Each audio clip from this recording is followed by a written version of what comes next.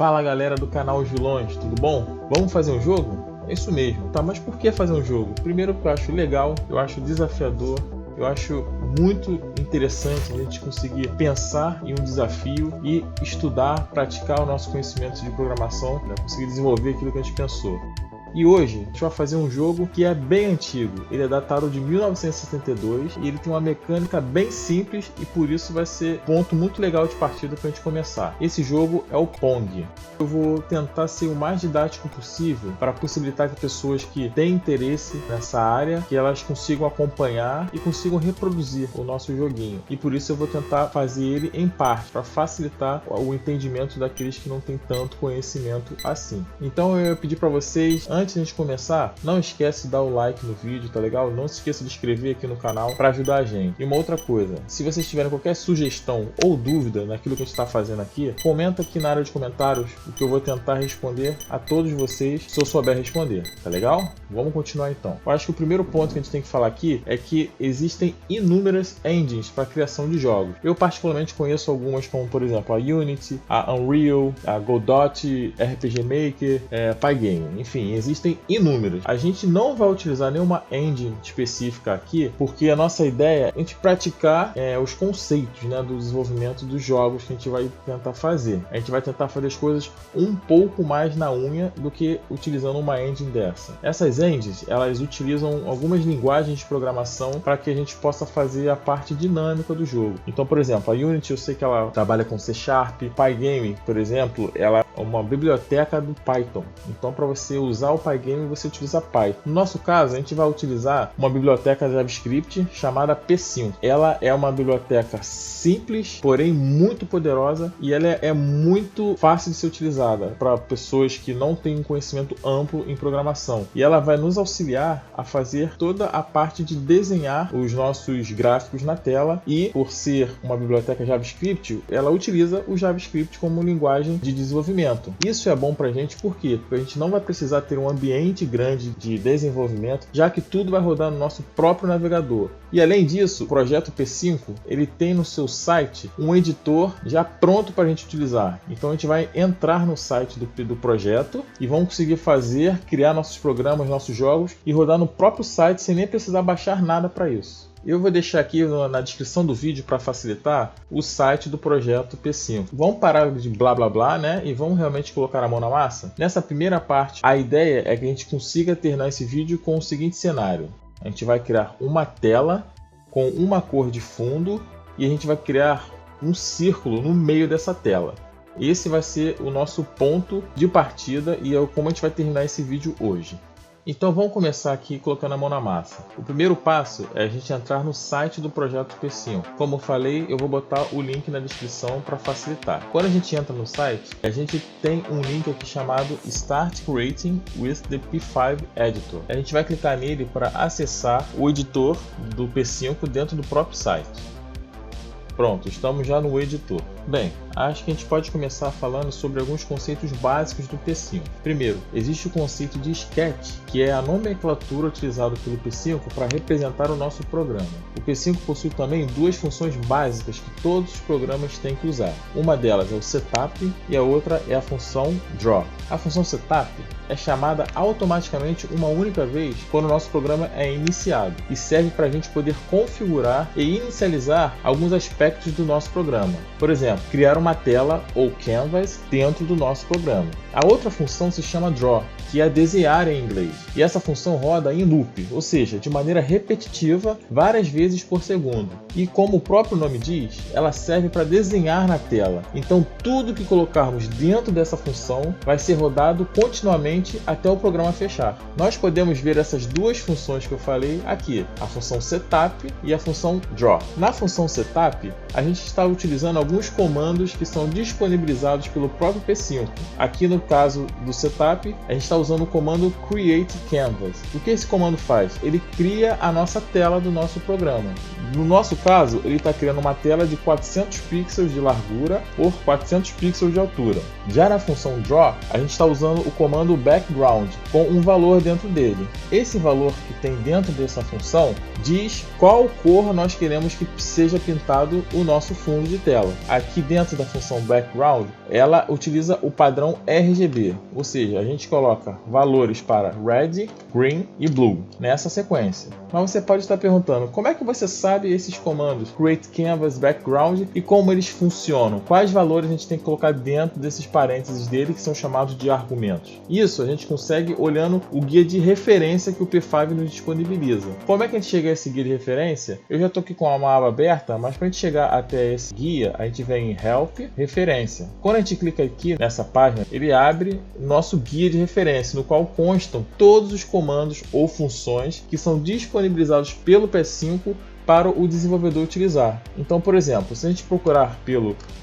Create Canvas, que a gente viu lá anteriormente, a gente consegue clicar nele e ver como ele funciona e como a gente tem que utilizá-la, quais valores a gente tem que passar para ela. Vamos voltar então aqui para o nosso editor e vamos tentar alcançar aqui o nosso objetivo, que era fazer uma tela com fundo de uma cor aleatória, tá? Como é que a gente faz isso? A gente já sabe que o Create Canvas cria a nossa tela. Ele roda aqui dentro do setup, porque o setup, ao ser rodado uma única vez quando a gente iniciar o nosso programa, ele já vai criar essa tela para a gente. Depois a gente, na função Draw, que é a função desenhar, a gente vai definir um valor de background.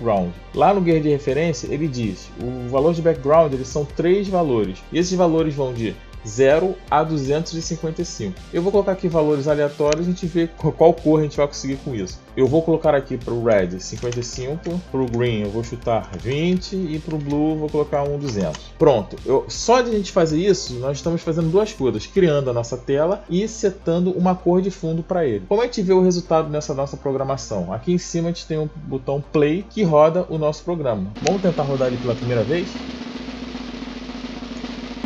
Pronto, tá lá. De alguma forma tem essa cor meio roxa, meio lilás, e eu acho que isso já é o nosso primeiro programa rodando. O nosso segundo ponto agora, o nosso segundo passo é conseguir desenhar um círculo no meio dessa tela. Como é que a gente consegue fazer isso? Novamente, o guia de referência é o nosso amigo na nossa caminhada do desenvolvimento. Vamos ver se no guia de referência o P5 nos disponibiliza uma função que desenha um círculo na tela. Vamos verificar? E vou procurar por Circle, por exemplo, né?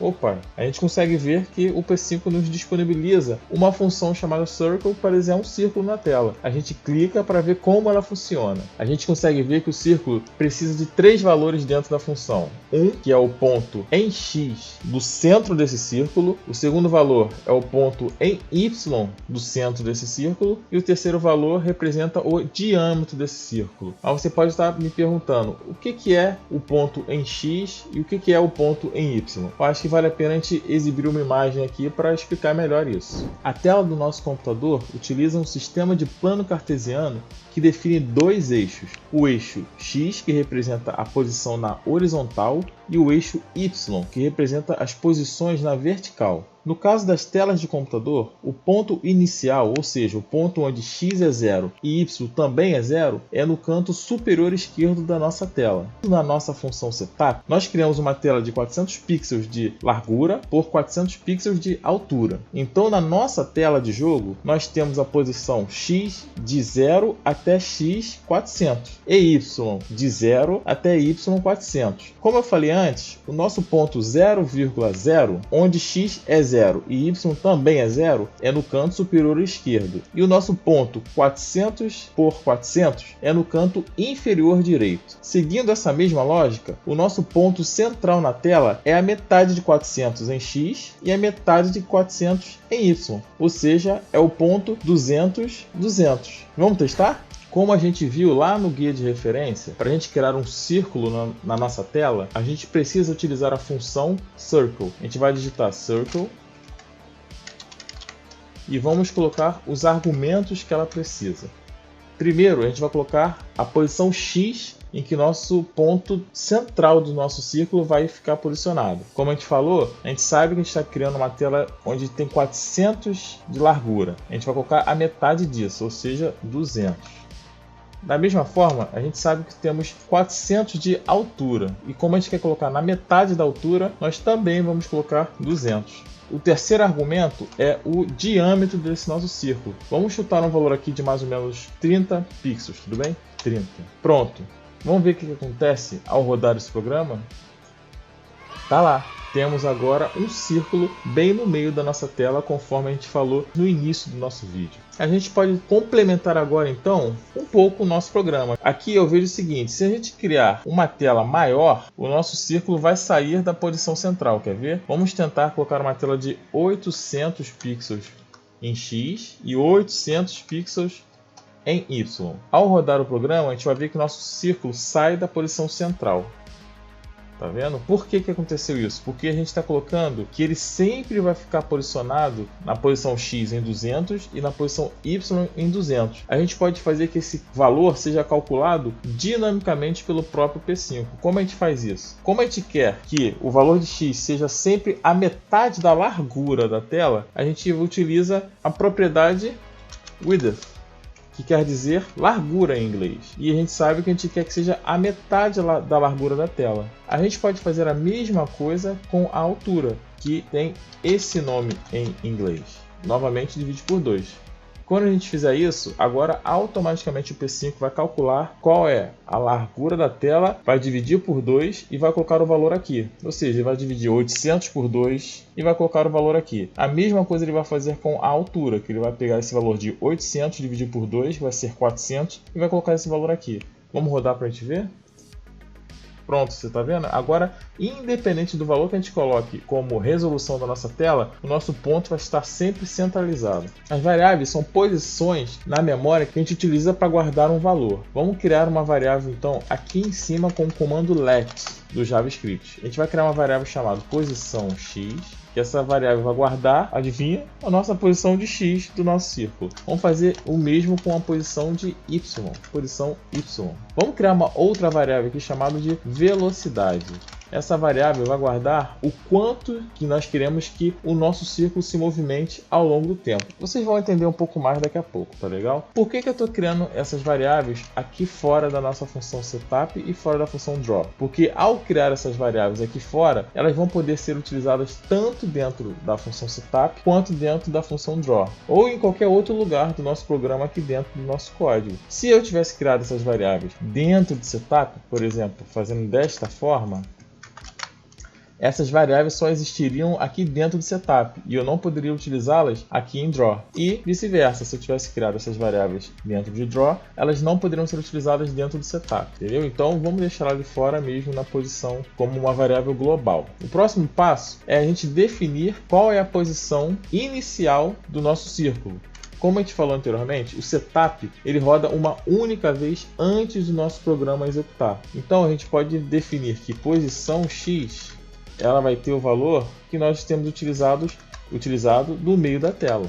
E posição Y, da mesma forma, o valor que nós temos utilizado no meio da tela em Y. E o nosso círculo agora pode utilizar as variáveis para definir o ponto em X e o ponto em Y. Então a gente coloca aqui posição X e posição Y. Ou seja, o próprio programa vai pegar o valor que está dentro da variável posição x e substituir aqui dentro. Se a gente rodar o nosso programa agora, a gente vai ver que nada muda, tá? A tela vai continuar igualzinho como está agora, quer ver? Tá lá. Mas agora a gente quer que esse valor de posição x e posição y se mude ao longo do tempo. Como é que a gente faz isso? Ora, é simples. É só a gente pegar a posição x e mudar essa posição. Mas qual valor a gente coloca na posição y e na posição x? Bem, por isso que eu criei a variável velocidade. Nós vamos criar aqui... a gente vai inserir na variável velocidade um número que vai definir a quantidade de pixels que nosso círculo vai andar a cada vez que a função draw for chamada. Vamos começar com um número pequeno, número 2, para a gente avaliar. Então, aqui na função draw, que é a função que é chamada várias e várias vezes por segundo, aqui é até um outro detalhe que eu vou frisar. A função draw ela é chamada n vezes por segundo, mas Quanto representa esse N? Isso depende do frame rate do seu monitor. Se o seu monitor tem um frame rate de 60 quadros por segundo, essa função draw vai ser chamada 60 vezes por segundo. Lógico, se o seu computador não suportar rodar nessa velocidade, essa função vai ser chamada com a frequência máxima que o seu computador consegue rodar. A gente também consegue com o comando aqui setar valores diferentes de frame rate, mas isso não é bem o que a gente está querendo fazer agora. Então fica essa informação para vocês. Então, o que eu estou fazendo? Toda vez que a função draw for chamada, ela vai pintar o fundo da tela, vai desenhar um círculo nessas posições que estão guardadas dentro da variável posição x e posição y, e após a gente tem que fazer que essas variáveis posição x e y mudem de valor para a próxima vez que a função draw for chamada, isso represente uma nova posição para o circle. Como é que a gente faz isso? Vamos então para o seguinte: posição x é igual ao valor atual da posição x somada à velocidade, que é 2 aqui no nosso caso. Vamos fazer a mesma coisa com a posição y. Posição y mais velocidade.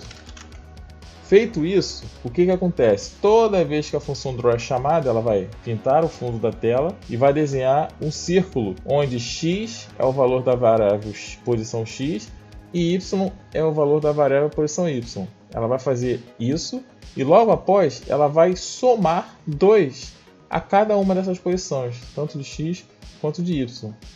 Da próxima vez que a função draw for chamada, ela vai desenhar um círculo na nova posição. Vamos ver como isso funciona. Será que vai realmente rodar o nosso programa? Vamos lá. Rufem os tambores. Tá lá. Você viu a nossa bola andando na tela? Vamos tentar novamente? Vamos mudar aqui um pouco a posição para a velocidade para 1, que a gente vai ver que o nosso círculo vai andar de uma maneira mais lenta.